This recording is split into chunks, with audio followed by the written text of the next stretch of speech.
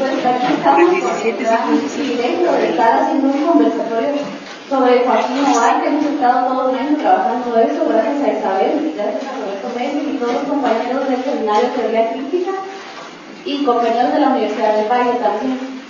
Entonces, ahorita lo que queremos hacer es, bueno, yo nunca he participado en un conversatorio como este, parece que tampoco Roberto, pero tenemos una idea, y no sé si lo ordenamos.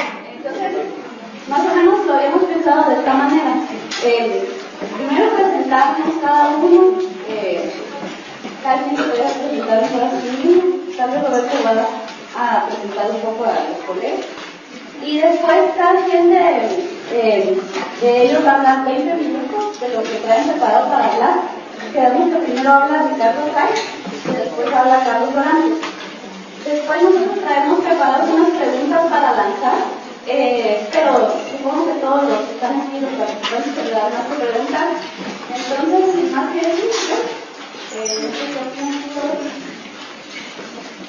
bueno, mi conocimiento es desigual entre Carlos Dorantes y Ricardo Jaya, y en una metodología de igualdad les proponemos a nuestros dos invitados que ellos brevemente se presenten al inicio de su intervención, señalando algunos aspectos de su trayectoria personal. Tras de eso hay un afán revolucionario,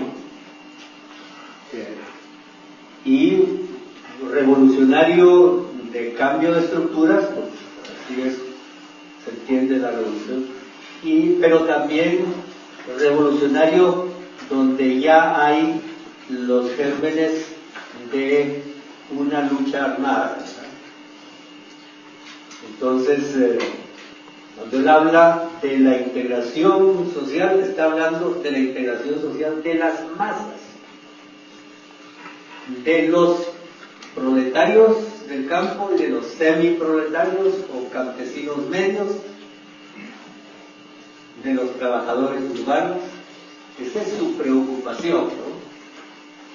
Esa es su preocupación, ¿no? Aunque creo yo que Joaquín no, a pesar de su tradición de estudio de los pueblos indígenas, no creo yo que no le dio la suficiente importancia al factor étnico, no el cultural, sino el étnico propiamente tal, ¿no?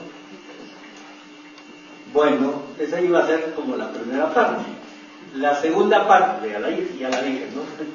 La segunda parte es un poco de lo que yo pude observar en la zona de la frontera de San Marcos. Y yo recuerdo, reflexionando, que él me ofreció que yo como antropólogo fuera a visitar esa zona y que le diera mi parecer como antropólogo, pero evidentemente él quería un parecer de un antropólogo sobre las perspectivas organizativas de su trabajo o del trabajo que se estaba realizando ahí, ¿no? Otra finalidad, creo yo, de haberme proporcionado esa visita, creo yo, es que él buscaba apoyo en su trabajo político, y acudiendo a mí acudía a los jesuitas de la zona 5, donde había gente muy joven y gente muy inserta en las zonas indígenas y también en las zonas costeras, ¿verdad? Él quería apoyo. Al final de la visita, recuerdo yo que me dijo, y ya cuando veníamos entrando por la Aguilar Batres, ¿no? Me dijo, deme un cuadro quería, un cuadro. Yo le dije, Joaquín, a estos jóvenes el Partido Comunista no les atrae. Ya, decía yo, ya. él quería eso. Y creo yo que una tercera intención es que en la visita por esa zona, pues regresamos por Retaluleu. Y entonces él me quería presentar a Mirna. Pues fuimos a su casa, me presentó a Mirna. Él ya iba completamente rapado por un cáncer, bueno, terminal. Él veía que la vida se le acababa. Entonces, yo así sentí, y creo que Mirna también en cierta forma así sintió, como que él quería dejar a Mirna como herencia, ¿verdad? Y me dijo, es que Mirna anda también en la Patricia. Es decir, Mirna participaba, posiblemente participó alguna vez en el aparato de frontera, ¿verdad? Bueno, entonces me llevó a mí, fuimos en carro hasta Coatepeque, y ahí nos esperaba el responsable de la zona. La zona eran los municipios costeros hasta la boca costa de San Marcos, es decir, Tecumumán, el principal, Ayutla, de donde él era, conocía todo eso muy bien. Ayutla, Cocos, al lado del mar, ¿verdad? Catarina, un poco al norte de Tecumumán, con población indígena, no únicamente, pero sí población indígena, migrante de San Pedro Zacatepeques, MAM, de San Marcos, y Pajapita. En esos momentos Maracatán estaba desorganizado, había tenido problemas. Y la Reforma, no sé si entraba dentro de la zona, pero había un encargado de la zona. Entonces, llegamos a la gasolinera de Coatepeque, vemos 2 minutos atrasados, ¿no? Es que así era Joaquín. Y lo ven ustedes en su etnografía, ¿no? Joaquín era matemático. El paso de frontera estaba todo organizado milimétricamente. Creo que es Yo conozco el paso de frontera que teníamos en Ixcal, ¿no? Ahí pasábamos de noche, pero no había ese cuidado que tenía Joaquín. Pues dice Joaquín, llegamos nosotros 2 minutos tarde, pero el que llega puede llegar tarde, el que espera tiene que estar media hora antes ahí. Era así, representaba un poco la imagen, digamos, exacta de la imagen que nosotros teníamos, no que correspondiera a él necesariamente de que era un guerrillero. Guerrillero es el hombre perfecto, ¿no? Era la imagen que teníamos antes. Bueno, entonces montamos a Lucio, que se llamaba, seudónimos, en el carro, y nos lleva a la orilla de un potrero, ya entrando la noche, ¿no? Entonces ahí nos despedimos de Joaquín, y a Lucio lo está esperando, la Patricia, la patrulla, ¿verdad? Entonces, la patrulla, en ese momento, al bajar al potrero, cambia uno su identidad de persona abierta, entra uno a la identidad de persona clandestina, ¿verdad? Entonces, ahí están estos eran 4 compañeros y 2 nosotros, llevaban 2 carabinas y 4 bravos. Entonces,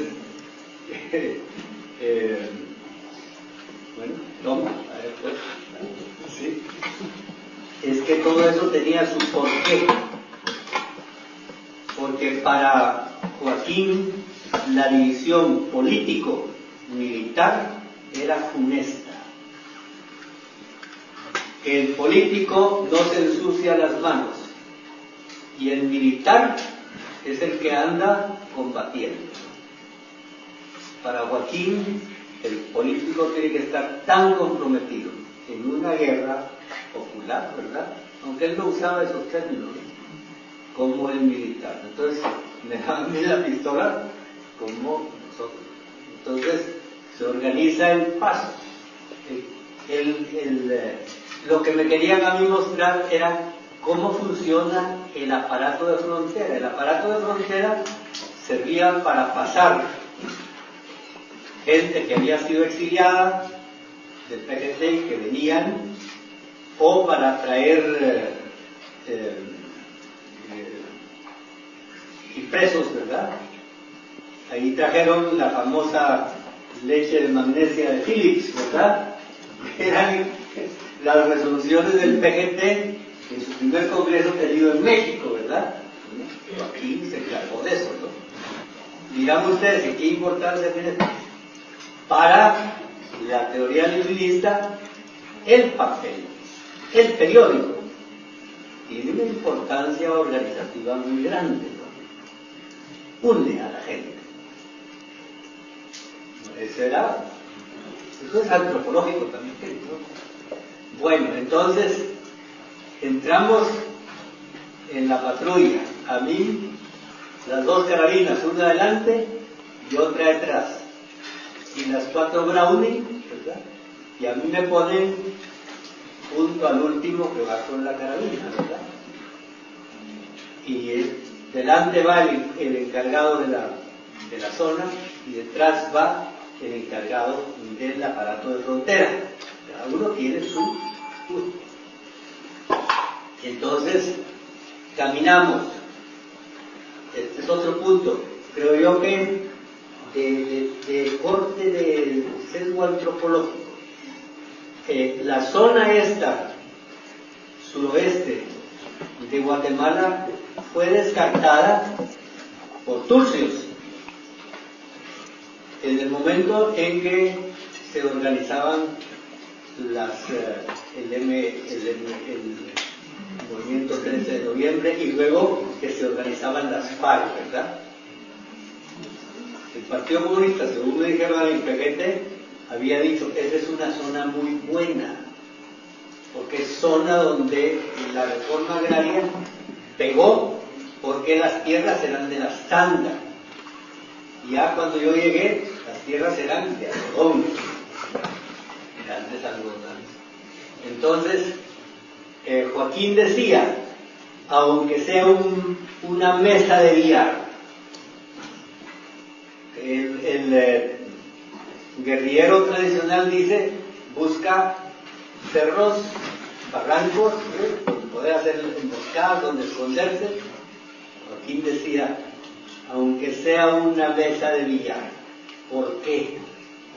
Porque esta guerrilla de la milpa tiene que estar tan pegada a la gente que casi se parece al maíz cuando vean pasar, ¿verdad? A la milpa, ¿verdad? Entonces, bueno, era de noche. Hay una poesía que yo la voy a platicar luego un poquito, ¿no? El camino de los hombres mojados, ¿no?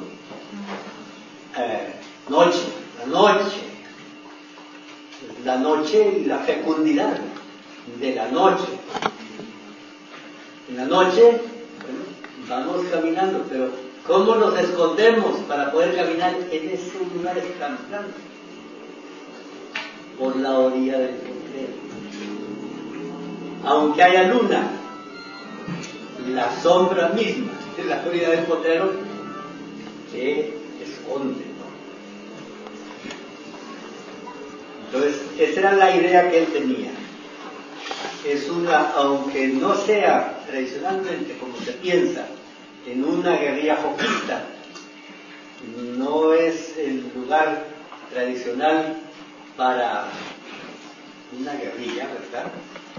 O el Ixcán, por ejemplo, o como fueron para la Orpa, las zonas de la Boca Costa, quebradas, ¿no? Esta era otra concepción. Entonces nos acercamos y pasamos un camino. Allí hay un hombre esperando, ¿no? Todo como un reloj calculado. Un hombre esperando que está explorando a ver si pasa patrulla de la policía o patrulla del ejército, ¿verdad? Cruzamos eso y llegamos a la orilla del río. Y a la orilla del río hay otros, 2 o 3 creo que eran, campesinos.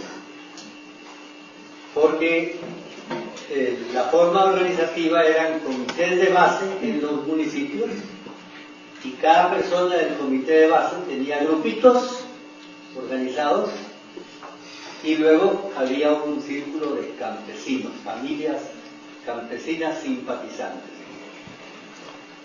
Entonces llegamos ahí y el paso del río, ¿verdad? Hombres mojados, los hombres mojados. Entonces hay que desnudarse completamente, ¿no?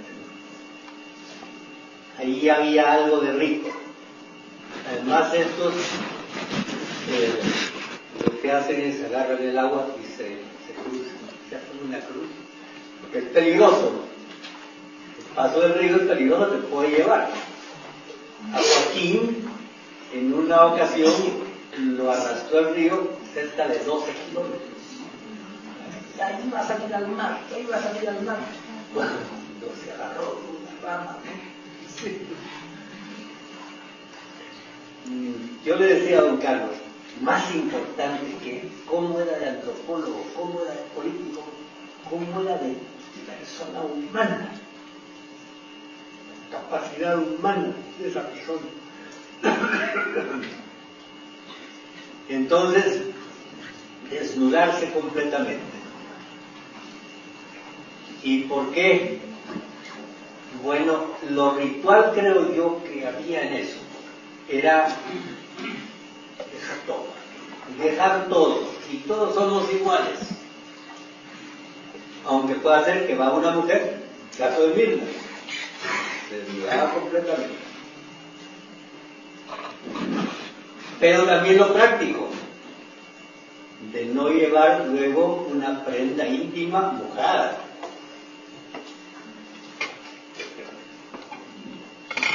Puede relatar, ya el paso del río, ¿no? El paso del río también tenía, todo tenía su cosa sacada de la gente de ahí. Ya solo pasamos 4. ¿Sí? Entonces, como si fuera una cordada de los que suben montañas, pero quiera cruce el río, ¿no?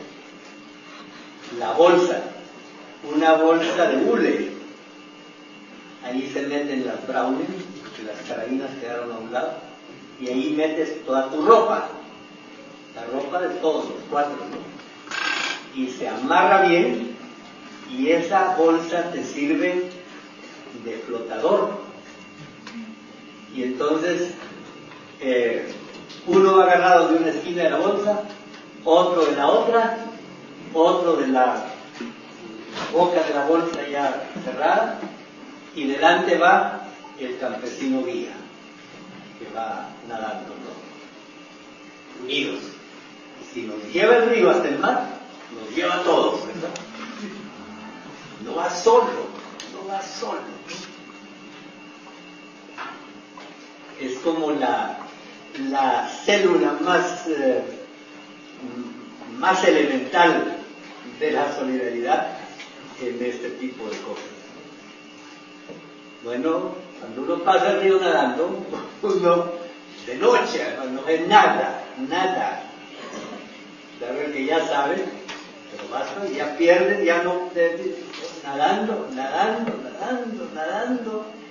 Sabes tú que vas a llegar, pero no ves dónde vas a llegar, ¿no? Es un poco del camino que no se ve su fin, aunque tienes fe en el sentido que tiene ese paso, Pues ya vestirse y visitar al campesino mexicano que no nos estaba esperando. Ahí se le escapó a la organización del lado de México, no la tenía tan... Como nos tardamos media hora, no esperó, se fue a su casa. Entonces fuimos a su casa, ¿verdad? Ya nos dieron algo de comer, etcétera, a platicar. Y luego regresar otra vez y meterse al río y otra vez toda la cosa. Y luego entrar ya a Yutla, pues a Tecumumán.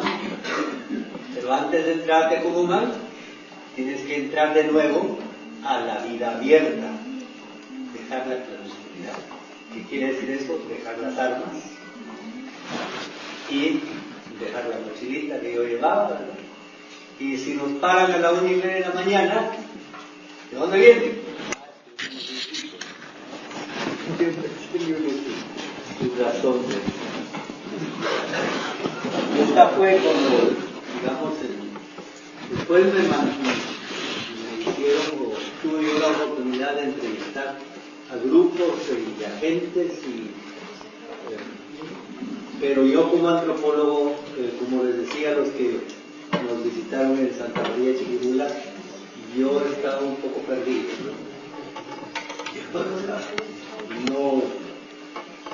no sabía. Es como cuando vas a trabajo de campo y no sabes qué vas a hacer, ¿verdad? Cuando estuve en Ixcán, yo sabía exactamente qué es lo que tenía que hacer, como antropólogo, ¿no? Pero aquí no. Entonces eso me desorientó e hizo que pues tardara en escribir lo que tenía que escribir. Ya nunca se lo mostré a Joaquín, ¿verdad? Entonces ese era el aparato de frontera. De ese aparato de la frontera nació esta organización de muy pocas armas. Joaquín no era partidario de las armas, las sabía manejar, pero no era partidario de las armas, desconfiaba de ellas por la experiencia de algunos que en los ajusticiamientos se habían convertido en sicarios, y también por la experiencia de grupos de las FARC mismas que se habían separado, escindido y se habían convertido en salteadores, ¿no? Pero él veía que hacían falta, ¿no? Entonces, ¿qué pretendía él con eso? Bueno, a mí me dijo una vez que el día en que toda la gente, ahí se entendían los semiproletarios y los campesinos pobres, el día en que todos ellos estuvieran armados, aunque fuera de una piedra, aunque fuera, el régimen iba a caer. Aunque él mismo desconfiaba de eso. Y claro, si hubiera visto la experiencia que se tuvo en Guatemala, bueno, se hubiera dado cuenta de que eso era un engaño. Y que una de las razones de las grandes masacres fue que la gente creyó que la guerrilla, no la guerrilla de la misma, que la guerrilla de los grupos fuertes tenía suficientes armas para poder enfrentar al ejército. Me quedan 5, ¿no?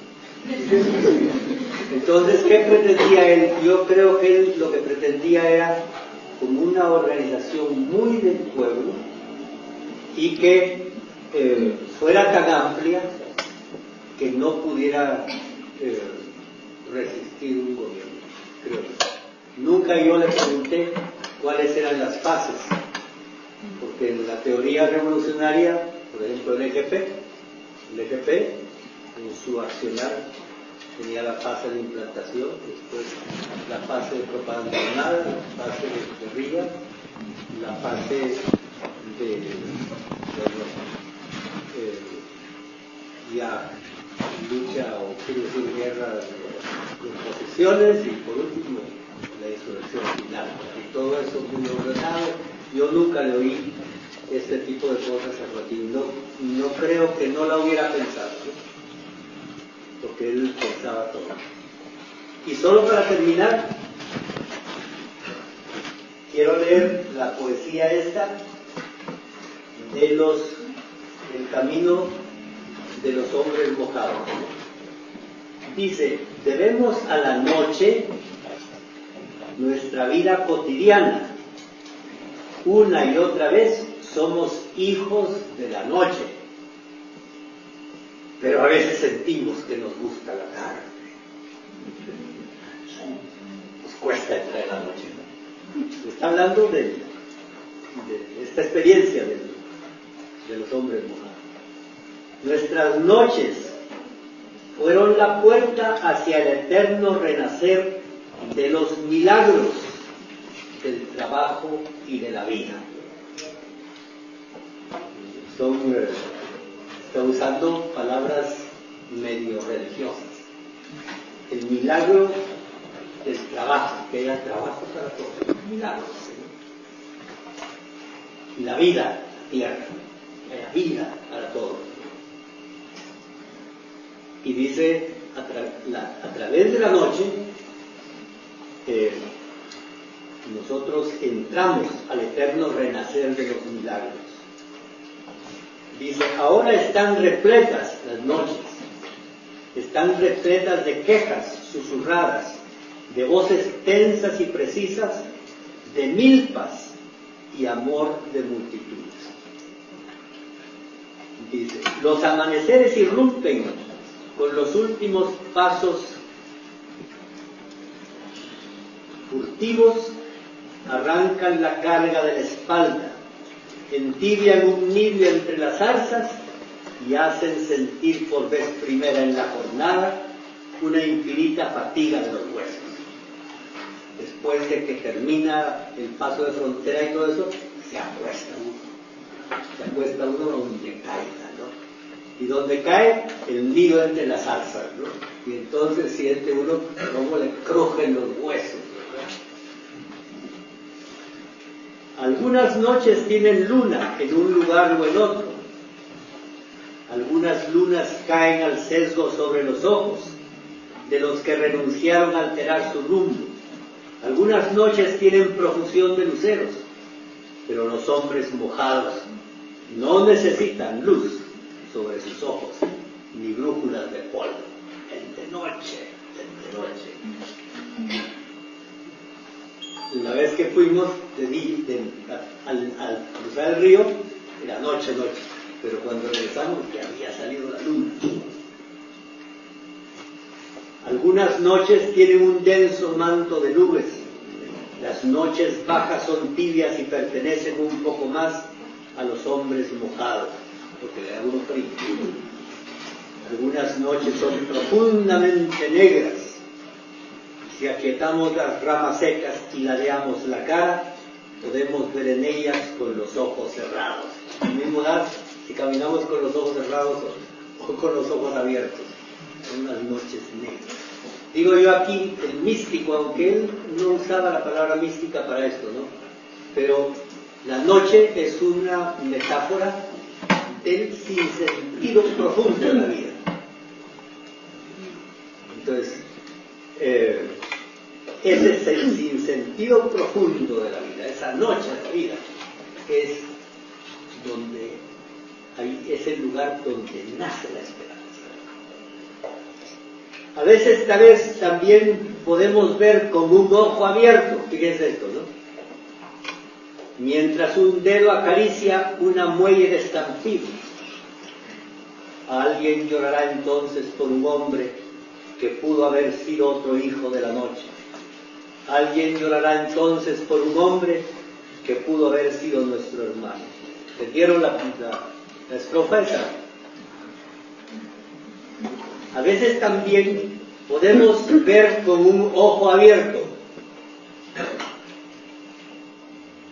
Así, con un ojo abierto, mientras un dedo acaricia una muelle de estampido. Un momento antes de disparar, ¿verdad? Y fíjense qué profundo es esto. Qué profundo es esto. Alguien llorará entonces por un hombre que pudo haber sido otro hijo de la noche. Él dispara y mata a alguien. Y entonces ese alguien que muere es llorado.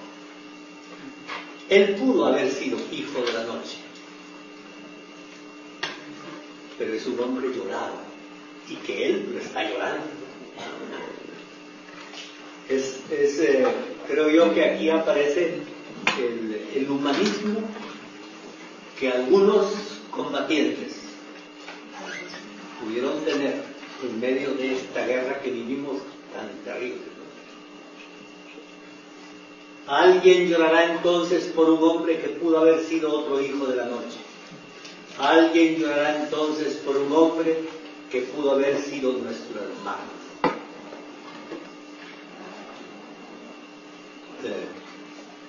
Combatimos, esa es la idea. Combatimos, matamos, por amor. Parece que ordinariamente eso nunca se oye, ¿no? Tienes que tener odio en la guerra. La guerra tienes que tener odio al enemigo. Sí es cierto, uno entiende, ¿no? Uno no puede ser tiene que tener fuerza, ¿verdad? Pero no odio profundo, ¿no?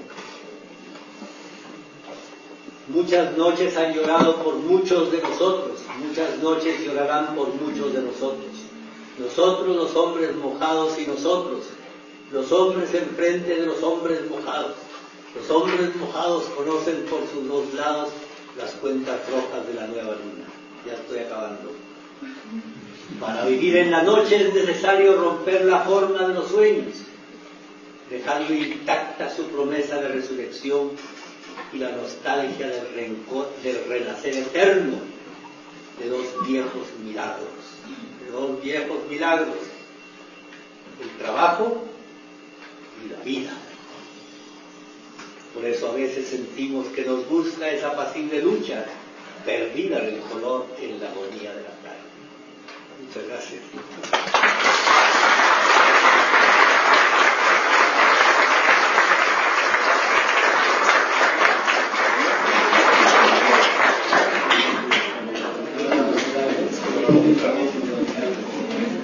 Don Carlos.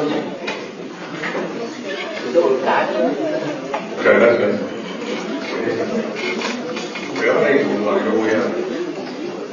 No voy a ponerme de pie, ¿no?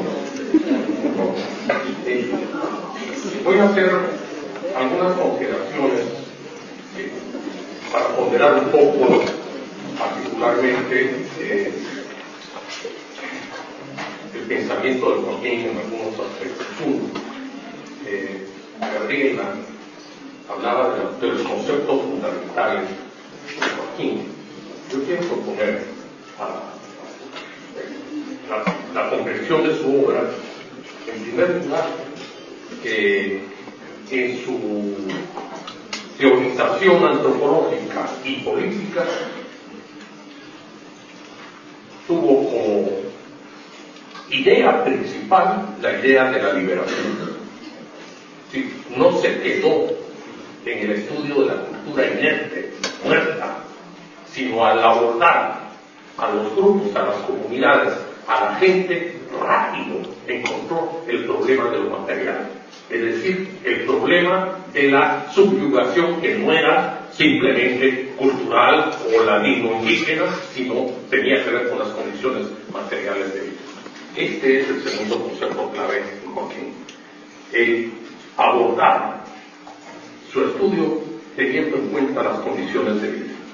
Esto es parte de su estudio del marxismo, particularmente Marx. La idea esta de que las condiciones de vida explican la conciencia social. un tercer concepto también marxista de Joaquín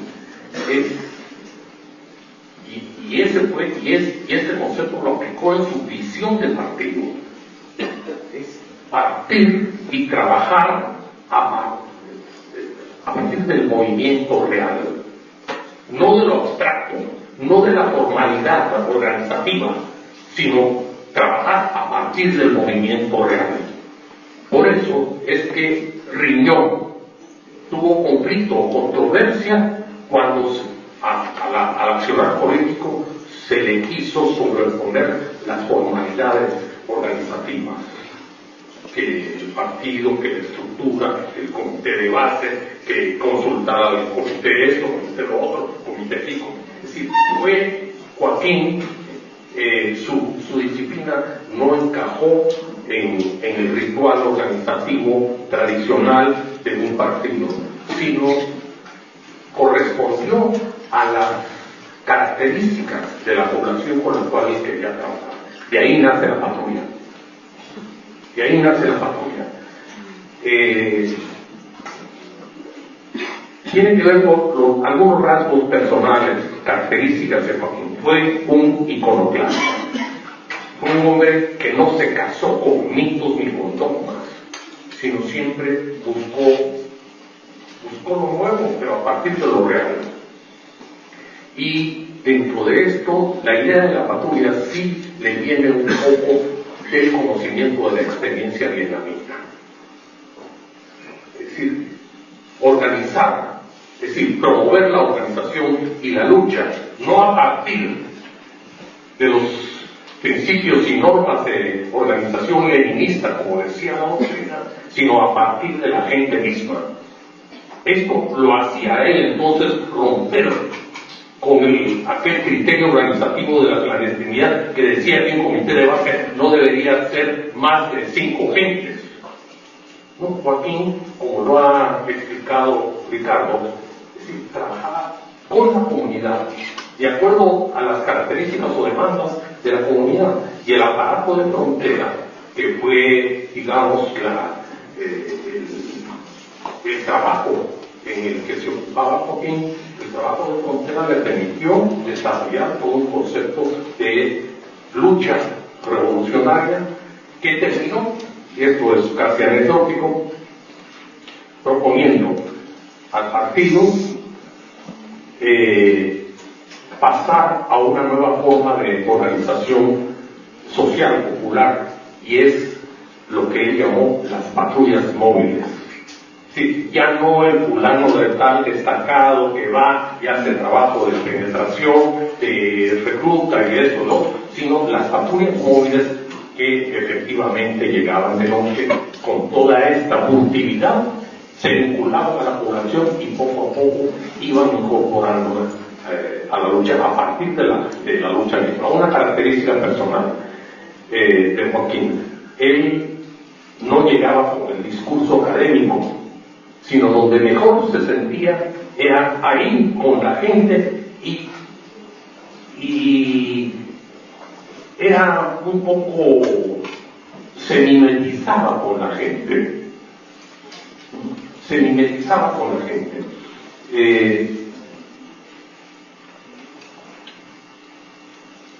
un rasgo suyo también es que fue un hombre del río, nació en el río, vivió en el río, soñó en el río y quiso morir en el río.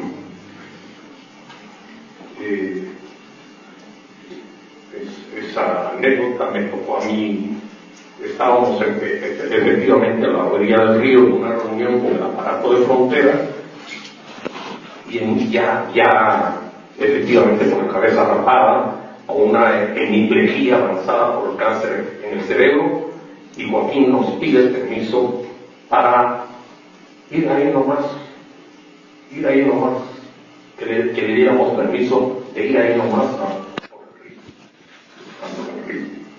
A mí es imposible, no, porque sabía que, decir, que aún intuía que él quería finalmente morir en el río. Pero esta idea es la que tiene que ver con su planteamiento de un comunista campesino. Eso da lugar a una tergiversación.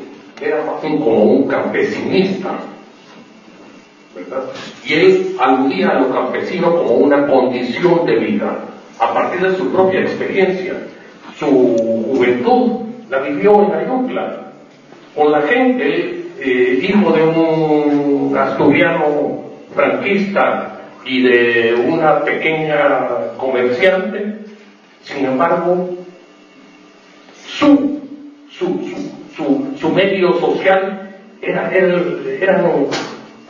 la gente que trasegaba, que pasaba del río de un lado a otro, gente del campo. Y ahí se sentía Joaquín él mismo con ellos.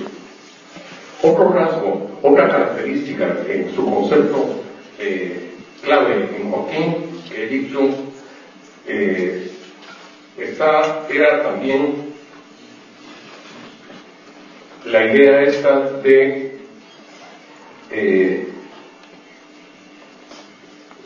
Ricardo algo dijo sobre esto, la idea de la unidad del pueblo, ¿verdad? No rompiendo lo que es el concepto de integración que él llevaba. La idea de la integración la veía él como ese crisol en un pueblo emergente, en un pueblo que se levanta y lucha, y que además le daba un poco, reñía ese concepto con el esquematismo de la estructura de clases que el dogmatismo partidario a veces le planteaba, ¿verdad? Esta idea de unidad popular que lo ven ustedes en sus trabajos antropológicos, que no está segmentando al campesino pobre o al semiproletario, sino los está viendo en ese proceso de integración a partir del cambio de sus condiciones de vida. Y lo otro, se le suele caracterizar como un guerrillerista, un jefe guerrillero, como un hombre que le apostaba a la vía armada y que el partido esto es parte de la mitología periférica, ¿verdad? En realidad Joaquín no disintió ni con la dirección ni con el conjunto del partido. Simplemente en el partido lo que él hacía es lo que él quería hacer y creía que era lo correcto hacer: ocuparse en el aparato de frontera. Y el aparato de frontera, curioso también, no lo atendía ni lo dirigía como un hombre de aparato, sino como un mecanismo, una forma, una experiencia de lucha que a la vez que prestaba un servicio, el de trasiego, ¿verdad?, desarrollaba la organización. Luego,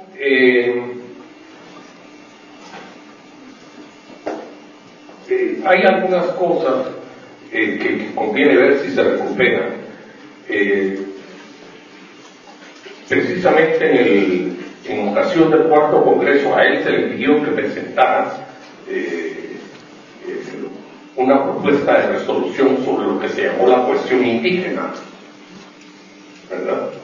Y efectivamente el cuarto congreso acogió la propuesta de Joaquín, que es un documentito que por ahí circula en unas cuantas páginas. Y otro documento que sí no sé dónde puedan ubicarlo, es en algún momento también le solicitamos su propuesta sobre los sectores medios, es decir, sobre el papel de las capas medias y los sectores intermedios de la población. Igual hizo la propuesta, esta fue aceptada, pero que nos dan noticia de cómo él estaba más allá del esquema de la lucha de clases, trabajando sobre los papeles de distintas fuerzas sociales. Y una cosa, creo yo, importante para recordarlo como antropólogo, su trabajo político lo hizo como, es decir, aplicando técnicas y metodología de la antropología. Por ejemplo, el aparato de frontera lo tenían organizado desde la ciudad capital hasta el Distrito Federal, y lo organizaba haciendo recorrido, a veces a pie, recorrido por tierra, para ir estudiando, ir creando redes, ir creando, de manera que Joaquín podía decirle a uno que si uno pasaba por Comitán, Joaquín decía así: ahí te hospedas en tal lugar, que es doña fulana. Es ese nivel de estudio, como si hubiese hecho un estudio etnográfico fino. Así organizaba el aparato de frontera, e iba creando núcleos de apoyo. Desde luego, esto no lo idealicemos creyendo que era un hombre milagroso, también que hacía cosas. Pues no, lo que ocurre es que se apoyaba en la gente y la gente misma reproducía ese trabajo. Alguien de ustedes habló de su rasgo personal, y era un hombre carismático que seducía en su relación, en su conversación, ameno la conversación, y contradictoriamente, circunstancialmente, era igualmente atrabiliario. Que un grupo de jóvenes le pedía una charla sobre tal y cual cosa, contestaba sin mayor cortesía que le digan a los jóvenes que estudien, punto, y no iba a dar la charla, ¿verdad? Sí, pero ese aspecto carismático le hacía a un hombre que generaba apoyos, generaba corriente trasera, con una alta capacidad de conspiración. Un hombre que andaba efectivamente, como dicen los que lo han estudiado, con cierta prestancia, como si no estuviera metido en cosas, pero siempre tenía su abajo. La gente, que si era un familiar que lo iba a dejar, que si era un amigo, siempre creaba sus apoyos, sus propias redes de trabajo. No sé,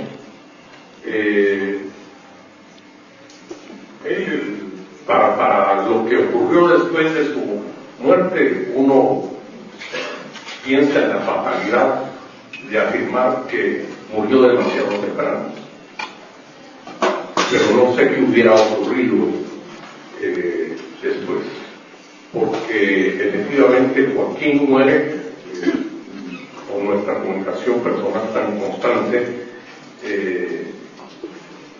En el informe de la Comisión de Envejecimiento Histórico hay una aseveración respecto a cómo es que Joaquín, cuando es asesinado Humberto Alvarado, Joaquín era miembro del secretariado, era, de acuerdo a la nomenclatura, el que le seguía a Humberto, ¿verdad?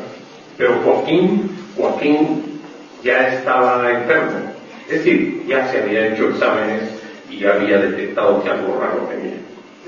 Ya no se sentía bien. Además sabía, y esto sí lo dice la Comisión de Esclarecimiento Histórico, sabía que él era controversial, que no unificaba en torno suyo. La Comisión agrega un detalle, y es que si no Joaquín tenía que ser Mincho, Leopoldo Cabrera, ¿no? Pero Joaquín creía que Mincho era demasiado artesanal, que él no iba a poder dirigir al partido. Entonces se encierra con Mincho 3-4 días y lo convence de que no acepte. Entonces llega al Comité Central Un comité central en estas comisiones se reúne fraccionado, la mitad en un lugar, la mitad en otro, y Joaquín propone literalmente esto. Bueno, no hay otro. Carlos González, porque no hay otro. La expresión fue literal. Y todavía me dice así, a mí en lo personal me dice, y hay una vez que va a renunciar. Y efectivamente renunció 3 veces, pero como el partido es el partido, no le aceptó ninguna de las veces la renuncia. Pero después de esto, el partido entró a un relativamente breve proceso de liquidación. Sí se autoliquidó, casi un proceso de autodisolución porque ya no tuvo, después de Huberto ya no hubo un líder, un dirigente que catalizara, que se constituyera en cabeza de elección. Simplemente empezaron a rebasar hasta que se disolvió casi inevitablemente, porque les cayó la represión y entonces mejor no nos juntemos, no nos reunamos y ya no se reunieron más hasta que desaparecieron. Nada más. No sé.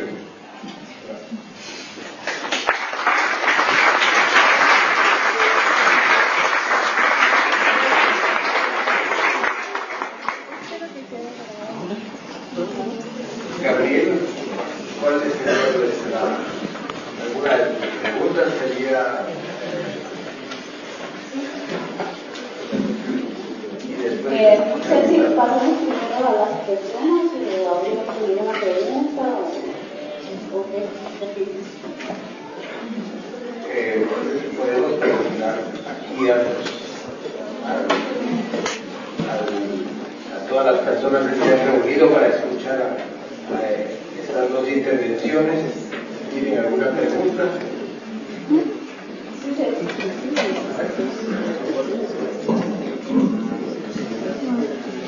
Vamos a reunir 3 preguntas. Buenas noches, ante todo mi nombre es Sergio Romero.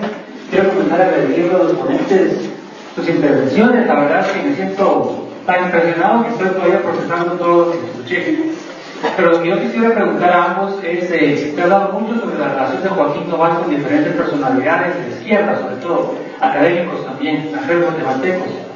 Mi pregunta es, ¿cuál era su relación con los dirigentes indígenas? Pienso aquí desde gente como Magallanes Chávez, por ejemplo, lo que se llama la pequeña burguesía de Quetzaltenango. ¿Cómo era esa relación personal, tal vez intelectual con ellos? Otra pregunta.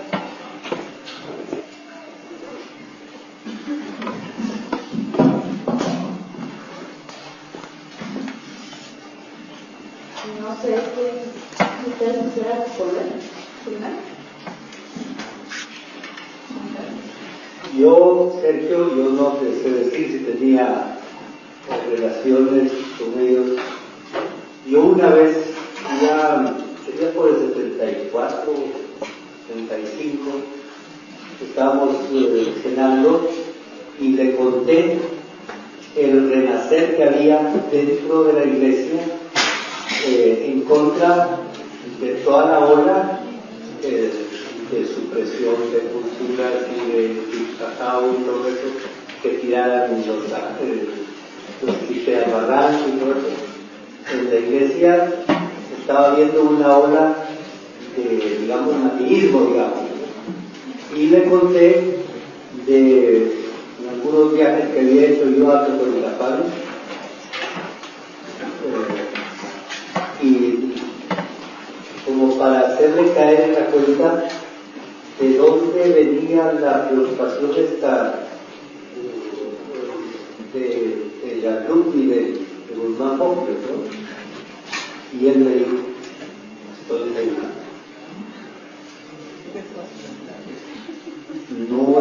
Yo siento que él no vivió el renacer maya que se daba en el occidente, ¿no? Y si lees una de las primeras páginas de la visión de la estructura. Yo lo estaba leyendo ayer y estaba diciendo, si esto lo debiera ir malicia, si yo tenía. No vivió eso. Creo yo que no lo vivió. Entonces, yo mismo pienso que esta ley de la misma, ¿en qué quedó después?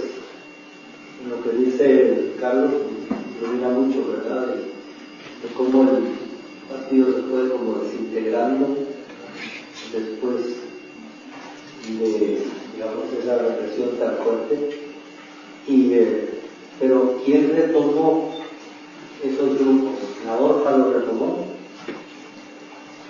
Esos grupos, yo vi, eran algo racistas. Algunos de ellos eran, dijéramos, galinos de la costa, organizados de hacía algún tiempo, y había una competencia por trabajo que la gente que recibía trabajo en esa zona de Algoder eran mayoritariamente de los islam indígenas. Y me decía uno, es que ellos no parecen gente, como que no sintieran. Aguantan y se callan como que si no sintieran, como que no parecen gente. Entonces, bueno, ahí hubo un tema que Joaquín no lo pudo resolver, porque no pasó cuadros. No tuvo gente que organizara en el altiplano, en Todos Santos o donde quiera, ¿no? Porque Joaquín siempre lo decía a nosotros, recuerdo yo muy bien, el cuadrillero es un centro local. El cuadrillero indígena, si quiere integrarse en una lucha, tiene que venir organizado desde su comunidad. No se lo puede organizar en la finca. La organización tiene que nacer desde su comunidad. Y entonces cuando llega a la finca, ya va preparado para hacer las articulaciones con la gente ranchera o la gente de las aldeas, que es costeña, y entonces puede empatar. Claro, no tuvo él gente, ¿no? Yo también pienso,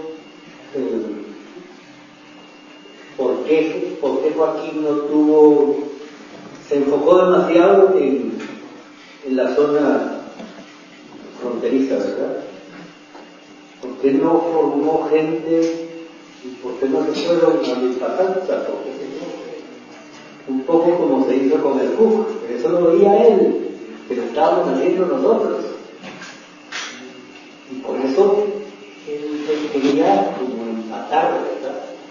Pero también eran los últimos días de su vida. Yo eso siento con el respeto que le debo, yo admiraba mucho y hasta le tenía como respetillo, ¿verdad? Yo creo que, bueno, es cierto, Joaquín no vivió perdón la expresión, el boom, el brote ese de la intelectualidad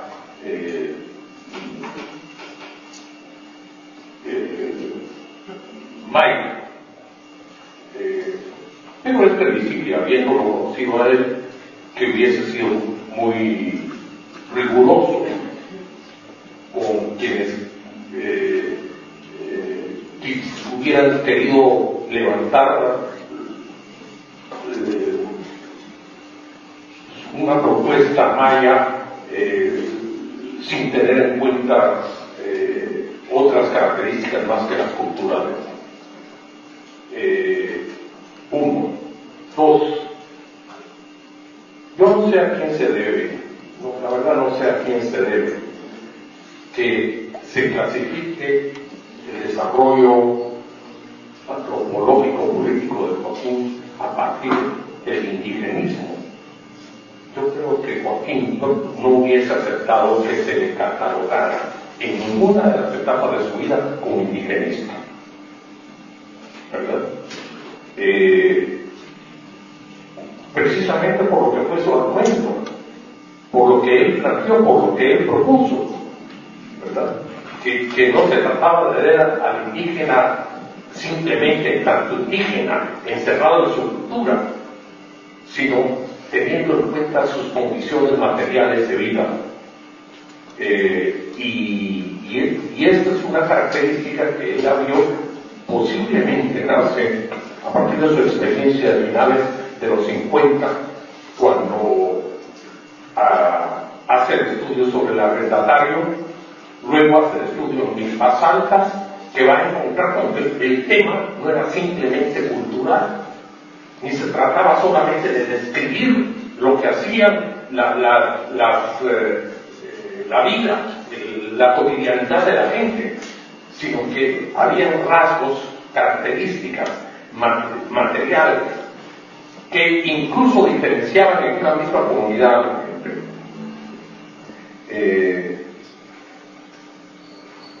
Creo que esta característica suya lo hubiese hecho igual durante este periodo, como fue siempre, un hombre controversial.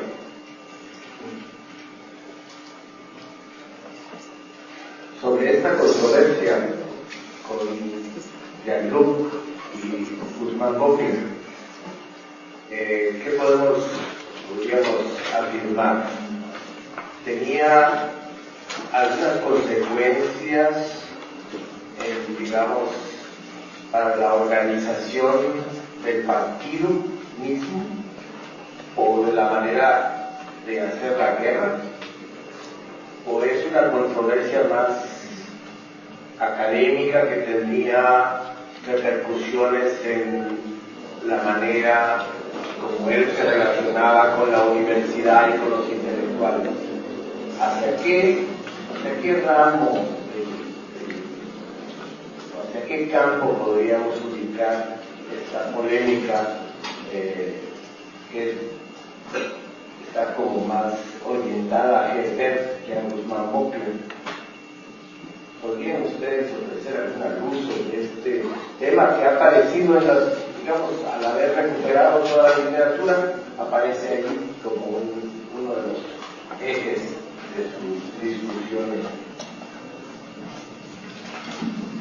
Yo tal vez también para agregar un poco antes de que contesten, creo que quisiera saber, después de oír lo que está diciendo Ricardo, es cómo se resuelve entonces. Tú estás diciendo, digamos que si lo están poniendo como higienistas, tú dices, no, y yo estoy de acuerdo. Entonces, ¿cómo se resuelve el problema étnico y en el caso de Joaquín Noval en ese sentido? Y si tiene algo que ver con que él haya sido autodidacta, porque al final la antropología que él tiene y su conocimiento es autodidacta, digamos, ¿eso tiene algún impacto en cómo resuelve los problemas étnicos y de clase?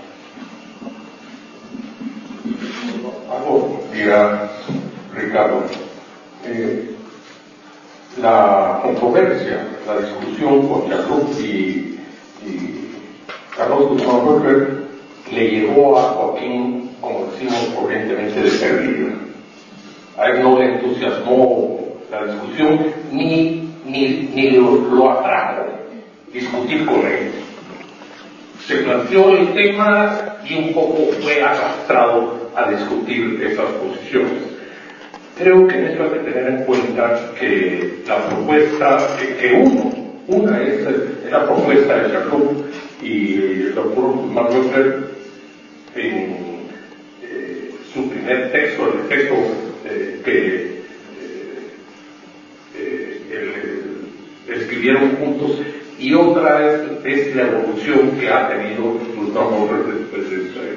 Es decir, lo discutible, lo que discutió Joaquín, fue esa influencia tan un poco, ese trasplante tan mecánico de Fanon, de Meni, un poco de Yanni, de la teoría del dependentismo, que para el caso de la lucha en Guatemala el tema no era simplemente una contradicción de la ley indígena, sino él lo veía en la complejidad de lo que este país es. Es un país, un pueblo de pueblos, un país en donde no hay siquiera homogeneidad en una sola comunidad, sino hay que estudiar su diversidad, sus características según sus condiciones de vida. Discutió, pero no se sintió tampoco muy entusiasmado, ni quiso ni tuvo la intención de corregir la plaga. Participó en la discusión, pero con poco entusiasmo, no asumió la tarea de hacer un ajuste de cuentas, ni con Jacob ni con Manuel Rey. Esto respecto a eso. Por lo demás, después el curso del movimiento revolucionario fue ponderando este tipo de planteamientos.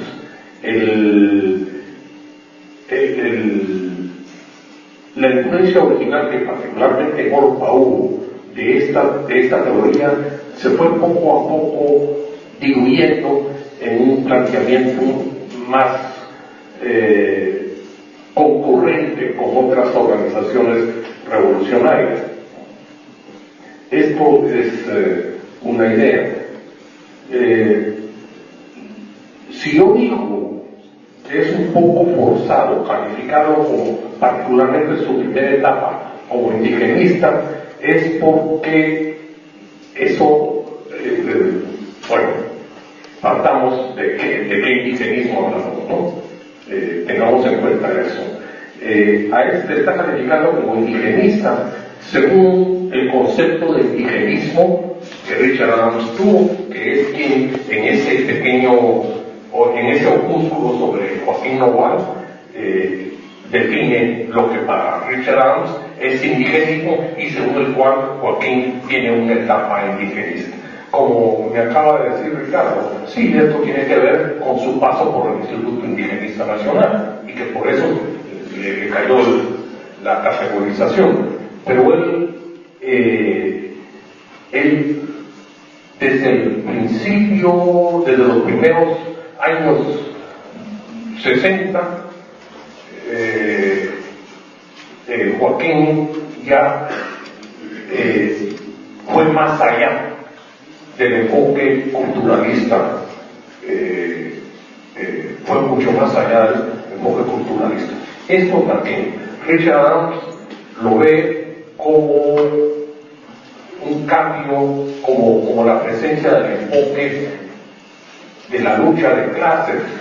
No es que también haya aparecido eso como el Espíritu Santo y haya inspirado a Joaquín en un enfoque distinto, no. Desde el inicio, vuelvo a decir, desde el inicio de su trabajo de campo, él encontró el problema económico en la gente, el factor económico de la diferenciación, que no lo hizo caer, y ese es mérito suyo, no lo hizo caer en un enfoque mecanicista de lucha de clases.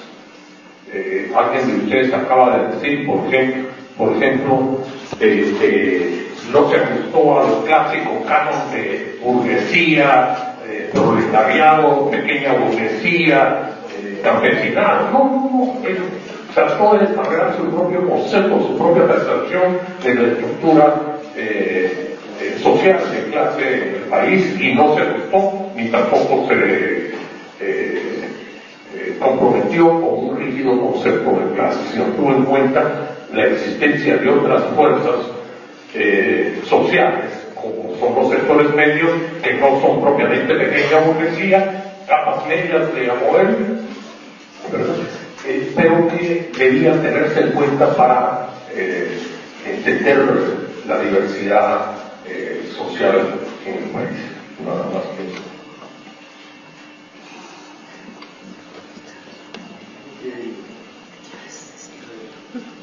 Una pregunta, Carlos, muy concreta. Se dice que muchas veces los prisioneros en ese momento en la prisión se radicalizan. con otros presos políticos. ¿Vos tenés una idea de cómo llega Joaquín al PPT o cómo llega el marxismo a Joaquín?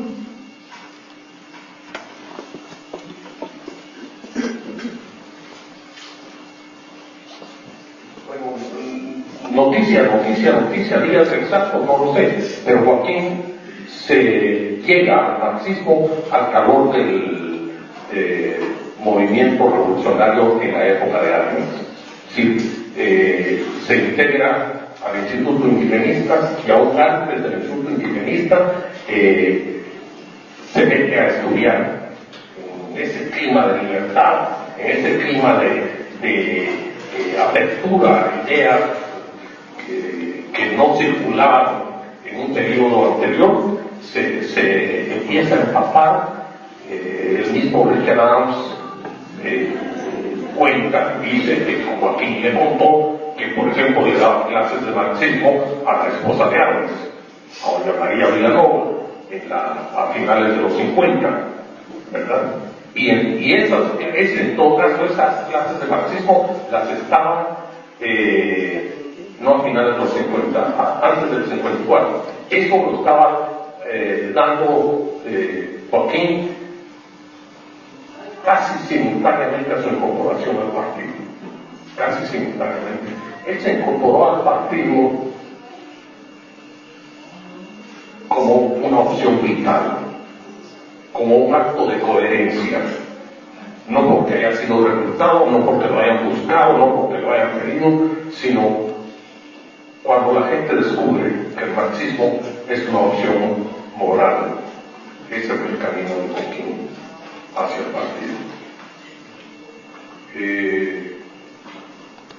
Después de eso no fue como marxista, un hombre rígido, no era, hay que decirlo, esto es anecdótico, un fanático de los soviéticos, por ejemplo, que le parecían incómodos precisamente por cuadrados, por ver en ellos. Igual un poco no era fanático de los cubanos, ¿verdad?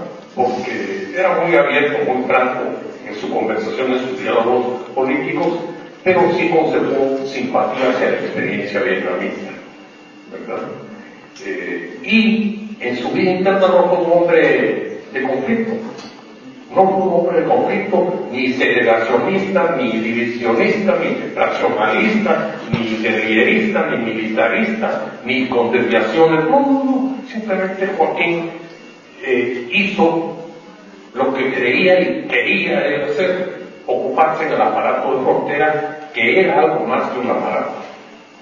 Era todo un concepto de lucha que ya Ricardo lo ha ubicado muy bien, la idea de la patricia, que luego viene él y formula en los últimos años de su vida, en el último tiempo de su vida, como un partido cuyo trabajo de organización debería realizarse a través de patrullas móviles. Experiencia vietnamita.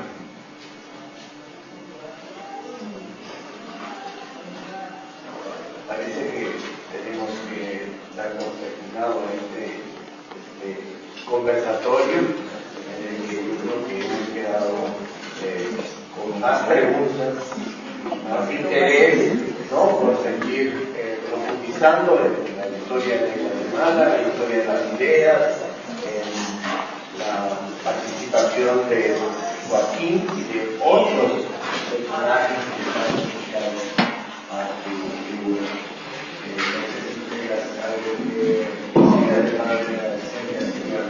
Sí, cabalmente quisiera agradecer su participación porque nosotros hemos estado trabajando un año en la obra de Joaquín Novoa, entonces para nosotros, digamos, contextualizar políticamente y socialmente a Joaquín Novoa nos ayuda mucho. Gracias, Cintia, también por ayudarnos a hacer este proyecto y gracias a ustedes por ayudarnos también.